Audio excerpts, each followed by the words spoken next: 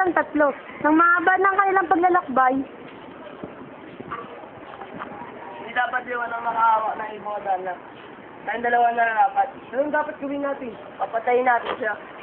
Babaliw ka na ba? Papatayin natin siya. Huwag ka magpabaliw. Kung di ka sunod, papatayin kita.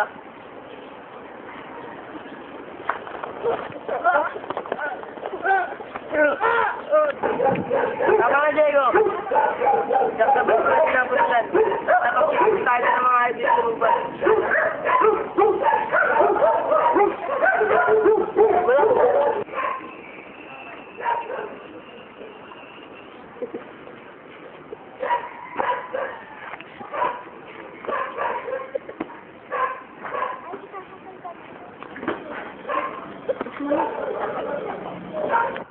Sa lahat ng tinamang sakit ni Don Juan, siya ay ginamot ng matanda na buhat sa kung saan.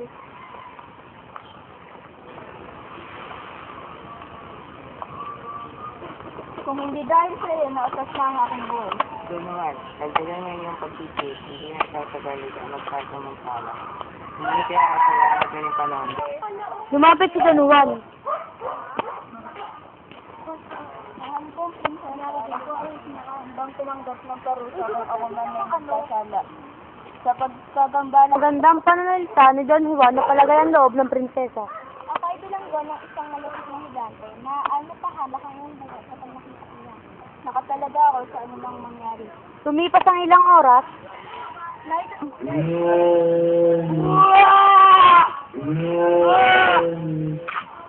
Patay na ang higante, umalis tayo sa buhok ngayon. Ngunit ang anong kapatid ko sa inyo, mabilis ako ng Iniligtas ka. nagsingat ka.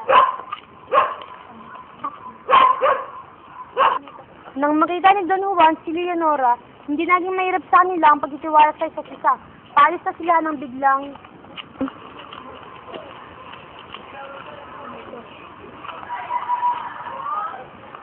Ba't ganun? Bumabalik pa rin ang ulos.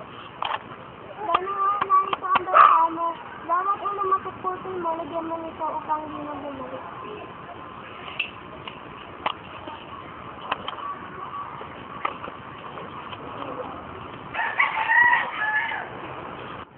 hiyayaan na niya si Leonora na iwanan ng pook na iyon. Katapwat, bahagyang nakababa pa lamang si Juan ng Bakit mo pinatid ang lubi? nalamog ang katawan ni Don Juan nang bumagsak sa ibaba.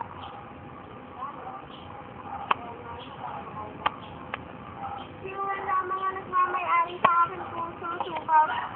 Mga maharlik ang dugo namin. Pasa kayo, tara na, Leonora. Puntahan mo si Don Juan at Salamat, Lobo. alisin mo na sa iyong isipan si Leonora sapagkat may Maria Blanca ang kaparapat-dapat para sa iyo. Siya ay nakatira sa kaharian ng Celestita. Sige. Ayun ba doon naman na maaari ka maging batalan dahil sa ginawa mo sa akin? Sana'y ako na sumuong sa pangalit. Mahal naman kita sa iyo. Mahal na mahal din kita doon naman. Huwag ka pagsusubok sa akin. Tutulungan kita. Maria, sino yung kausap mo? Nandiyan ang aking anak. Sadyapan nandito ako upang hininang kami ng inyong anak. Lakas ng loob mo. Umarit ka at nag-usap tayo. Ito ang unang pasubok sa'yo. Pinuwan. Hindi mo kaya si Doña Maria. Mahal na Habi, yan ang aking pinipili dahil nandiyan ang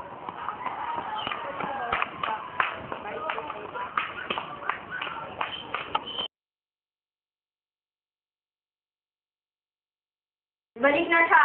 Mabuhay ang Prinsesa Juan! Juan, anak ko. Juan, mahal ko. Juan, hindi na ako muli mabubuhay sa pangungulila. Leonora, buhay na buhay ako. Kamahalan, ang dahilan ko kaya hindi ako nagpakasal kay Prinsipe Pedro dahil si Juan lamang po ang nagmamayari ng aking puso. Kakakasalan ko po siya.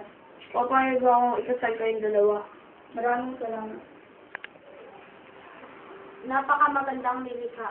Kamahalan, maaari po ba ako magandog ng palabas? Maaari mo nang simulan, mahal na palawin.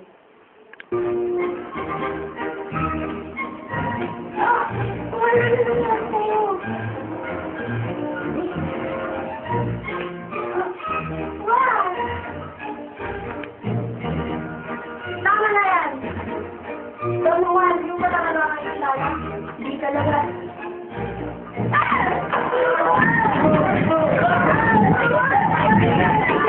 Nakikilala na kita.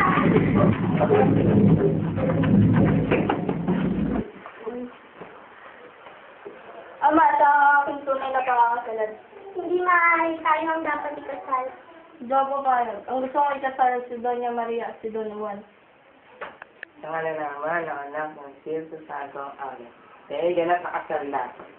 Ngayon ko yung magpasaya. Mabuhay ang mahal na Reyna! Mabuhay!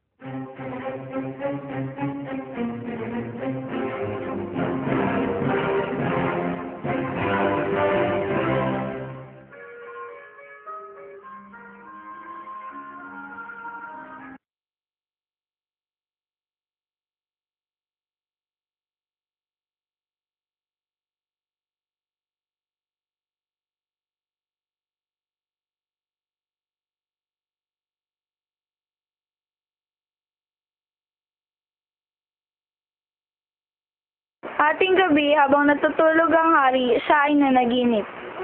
Oh, wag! Wag! Wag! Ating gabi, habang natutulog ang hari, siya ay nanaginip. Oh! Ating gabi, habang natutulog ang hari, siya ay nanaginip. Ginipan ng hari, siya ay nagkasakit sa pag-aalala ng buong kaharian sa hindi pagaling na hari ay pinagsignan siya sa maraming magagamot. Ano ang sakit ng aking asawa? Hello,